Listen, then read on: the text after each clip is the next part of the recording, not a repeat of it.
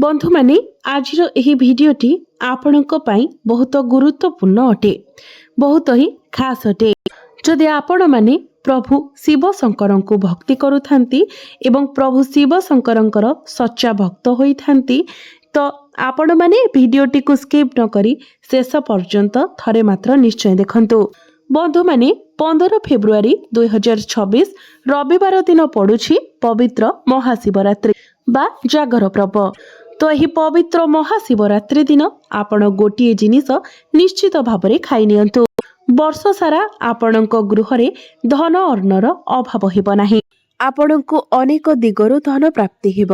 धन आसीबार अनेक मार्ग आपणक पई खोली जिवो। बंधु माने महाशिवरात्रि उपलक्षे आपण माननकु समस्तंकु मोर हार्दिक शुभेच्छा एवं शुभकामना। बंधु माने एही महाशिवरात्रि अर्थात जागर दिनटी अत्यंत पवित्र दिन होइथाए।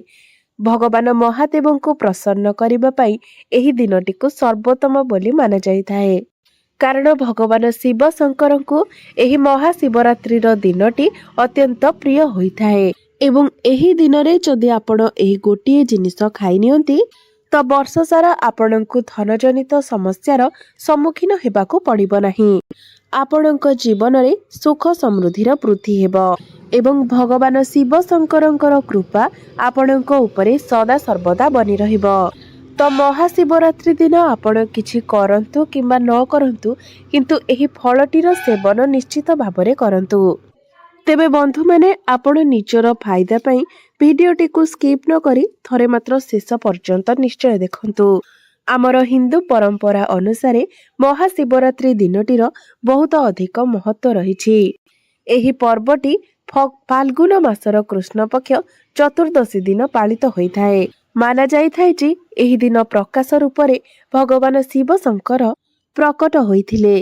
एही दिन जदि आपण श्रद्धा एवं भक्तिर सहित यथाविधि प्रभु शिव शंकरंकर पूजा आराधना करती तो आपणको 10 गुणा अधिक पुण्य फल प्राप्ति होइथाए। जीवन रे चलीथिबा अनेक दुख एवं समस्या ठारू आपणको मुक्ति मिलिथाए। जीवन रे सुख समृद्धिर वृद्धि होइथाए। तेबे बंधु माने आमे माने तो पूजा पाठ करिथाउ, मात्र पूजा पाठ रे आमे एपरि किछि भूल करि देइथाउ जहा फल रे हमकु पुण्य प्राप्ति हेबा बदल रे आमे माने पापर भागी होई जाइथाउ बा हमर पूजा पाठ निष्फल होई जाइथाए। तेबे कौन सही भूल गुड़िक जो भूल गुड़िक आमे माने भगवान शिव शंकरंकर पूजा रे करिबा उचित नुहे से विषय रे आजिर एही भिडियो रे आमे माने जानिबा। एहा सहित शिवरात्रि दिन आपण केउ फल खाइबा उचित से विषय रे मध्य जानिबा, जहा द्वारा आपणकर पूजा संपूर्ण भाबरे पूर्ण होइथाए। सेथिपई आपण माने भिडियोटी को शेष पर्यंत निश्चय देखंतु। तेबे भिडियोटी रे आगको बढ़िबा पूर्वरु जदि आपण महादेवंकर भक्त होइथांती तो भिडियोटी को लाइक करी चैनलटी को सब्सक्राइब करि दियंतु एवं कमेंट बॉक्स रे भक्ति एवं श्रद्धार सहित हर हर महादेव निश्चय लिखंतु। सर्वप्रथमे आपण माने जानि रखिबा उचित जे आपण माने जेबे भी शिव मंदिर को जाउछंती शिवलिंग रे जेतेबेले आपण जल अर्पण करंती एवं सही जल जेतेबेले मंदिरर बाहर को जाय थाए तो जेतेबेले आपण मंदिर परिक्रमा करंती किंबा मंदिर बाहर को जाय थांती तो सही जल को आपण केबे भी डेंकी जिबा उचित नहे। ताहाको आमे जलहरी कहिथाउ। एहाको केबे भी भूले मध्य आपण डेइबा उचित नहे, कारण एहाको डेइबा द्वारा आपणको बहुत दोष लागिथाए। आपणकर शरीर असुस्थ होइथाए। द्वितीय कथा हेउछि जे आपण माने देखिथिबे भगवान शिव शंकरंकर मंदिर रे केबे भी संपूर्ण परिक्रमा करा जाय न थाए। शिव मंदिरर सबुबेले अधा ही परिक्रमा करा जाय थाए। सेथिपई आपण केबे भी शिव मंदिर को संपूर्ण रूप रे परिक्रमा करिवे नाही। सबुबेले आपण अधा ही परिक्रमा करिवे एवं प्रभु शिव शंकरंको आपण भूले भी केबे तुलसी पत्र अर्पण करिवे नाही। बेले बेले किछि लोक जानतरे अथवा अजानतरे शिवलिंग रे सिंदूर अर्पण करि देइथांती, हळदी मध्य अर्पण करि देइथांती, मात्र एहा सबु नारी मानकर श्रृंगार द्रव्य अटे एवं प्रभु शिव शंकर बैरागी अटंती। प्रभु शिव शंकर केवल विभूति ही अति प्रिय होइथाए। आपण भूले भी केबे सिंदूर किंबा हलदी प्रभु शिव शंकर को अर्पण करिवे नाही। आमे जेतेबेले शिव शंकर पूजा करिथाउ सेतेबेले आमे संपूर्ण भावरे शिव शंकर भक्ति रे लीन होई जाइथाउ, जहा फल आम द्वारा अनेक भूल मध्य होई जाइथाए। तो आपण माने ध्यान रखिबा उचित जे जेतेबेले आपण प्रभु शिव शंकर पूजा अर्चना करुछंती सेतेबेले धला रंगर वस्त्र किंबा लाल रंगर वस्त्र आपण धारण करी पूजा करि पारिबे। जदि संभव हुए तो आपण महाशिवरात्रि दिन जेतेबेले आपण शिवलिंग रे जल अर्पण करिवे सेतेबेले आपण जल अर्पण करिबा सहित क्षीर, दही, घी, महू एवं चीनी मध्य आपण अर्पण करि पारिबे। किंतु भूले मध्य आपण केबे भी शिवलिंग उपरे प्रसाद अर्पण करिवे नाही। आपण जदि कोनोसी प्रसाद अर्पण करूछंती तो ताहाको आपण शिवलिंग पाखरे करंतु, कारण शिवलिंग उपरे प्रसाद अर्पण करिबा द्वारा ताहा प्रभु शिव शंकर ग्रहण करि पारि नथांती। सेथिपई शिवलिंग पाखरे प्रसाद रखा जाइथाए। महाशिवरात्रि दिन जदि आपण रात्रि समय पूजा करिथांती तो एहार फल आपणको अधिक मात्रा रे मिली थाए। एमिति कि महाशिवरात्रि दिन उजागरर मध्य विशेष महत्व रहिछि। एहा व्यतीत एमिति किछि फूल रहिछि जे फूल गुडी को मध्य भगवान शिव शंकर को अर्पण करिबा उचित नुहे। आपण जेतेबेले प्रभु शिव शंकर पूजा करिवे तो भगवान शिव शंकर सहित आपण मां पार्वती मध्य पूजा करिबा उचित, जहा फल आपण को प्रभु शिव शंकर सहित मां पार्वती मध्य आशीर्वाद प्राप्ति हेबो एवं आपणकर वैवाहिक जीवन मध्य सुखमय हेबो। बंधु माने आपण माने समस्ते भल भाबरे जानती प्रभु शिव शंकर अति प्रिय हेउछि बेलपत्र। तो आपण जदि बेलपत्र बिना शिव शंकर पूजा करूछंती तो आपणकर पूजा निष्फल होइथाए। तो बंधु माने जेतेबेले आपण प्रभु शिव शंकर पई बेलपत्र तोलुचंती तो आपण सेही पत्र को केबे भी संपूर्ण डेम्फ सहित भगवान को अर्पण करिवे नहीं, तार डेम्फ को आपण छिंडाई देबे एवं ध्यान रखिबे जेमिति आपण जे पत्र प्रभु शिव शंकर को अर्पण करूछंती ताहा जेपरि कोनोसी स्थान रो खंडित न होइथाय, चिरा किंबा फटा न होइथाय, कारण भगवान शिव शंकर को कौनसी भी खंडित जिनिस अर्पण करा जाय न थाए। तो आपण जेतेबेले बेलपत्र प्रभु शिव शंकर पई तोलिकी आणुछंती आपणकर जदि सेतिकी पत्र आपणको मिलु नाही तो आपण 7टी पत्र 21टी पत्र किंबा 108टी पत्र आपण भगवान को अर्पण करि पारिबे। तो सही पत्र को आपण भल भाबरे धोई नेबे, तापरे चंदन एवं केसर को मिसाई सेथिरे पत्र उपरे आपण ओम एवं राम लिखि सेही पत्र को आपण शिव शंकर को अर्पण करिवे एवं जेतेबेले आपण पत्र को अर्पण करिवे तो ओम नमः शिवाय मंत्रर जप करी आपण सेही पत्र को ओलोटा करी शिवलिंग रे अर्पण करिवे। एही उपाय पत्र को अर्पण करिबा द्वारा भगवान शिव शंकर आपणको उपरे बहुत प्रसन्न होइथांती। भगवान शिव शंकर पूजा आपण अक्षत निश्चित भावरे अर्पण करंतु, कारण अक्षत भगवान शिव शंकर अत्यंत प्रिय होइथाय। अक्षत हेउछि जो चाउल भांगी न जाइथिबो, संपूर्ण गोटा गोटा चाउल को अक्षत कहा जाइथाय। शिव शंकर को अक्षत अर्पण करिबा द्वारा आपणक जीवन रे केबे भी धन धान्यर अभाव होई न थाए। मने रखिबे भगवान शिव शंकर पूजा रे आपण कला रंगर वस्त्र केबे भी परिधान करिवे नाही। एपरि करिबा द्वारा आपण भगवान शिव शंकर कोप दृष्टिर शिकार होइथांती। महाशिवरात्रि दिन आपण ब्रह्म मुहूर्तरु उठी जिबा उचित, अर्थात सूर्योदय पूर्वरु आपण शଯ୍ୟା त्याग करिनेबा उचित एवं 8टा बाजिबा पूर्वरु आपण स्नान आदि करिनेबा उचित, कारण 8टा परे स्नान करिबा अशुभ माना जायथाय। केवल महाशिवरात्रि दिन ही नुहे, कोनोसी भी दिन आपण 8टा पूर्वरु ही स्नान करिनेबा भल होइथाय। एपरि करिबा द्वारा महादेव आपणको उपरे प्रसन्न होइथांती, कारण 8टा पूर्वरु स्नान करिबा द्वारा आपणकर अनेक लाभ होइथाय। एहा आपणको पई मंगलकारी होइथाय। ଆପଣଙ୍କ ମଧ୍ୟରେ ସକାରାତ୍ମକ ऊर्जार संचार होइଥାଏ ଏବଂ ଆପଣଙ୍କ ମଧ୍ୟରେ ଥିବା ନକାରାତ୍ମକ ଶକ୍ତି ଗୁଡ଼ିକ ଲୋପ ପାଇଯାଇଥାଏ। ଆପଣଙ୍କ ମସ୍ତିଷ୍କରୁ ନକାରାତ୍ମକ ଚିନ୍ତାଧାରା ମଧ୍ୟ କମ୍ ହୋଇଯାଇଥାଏ।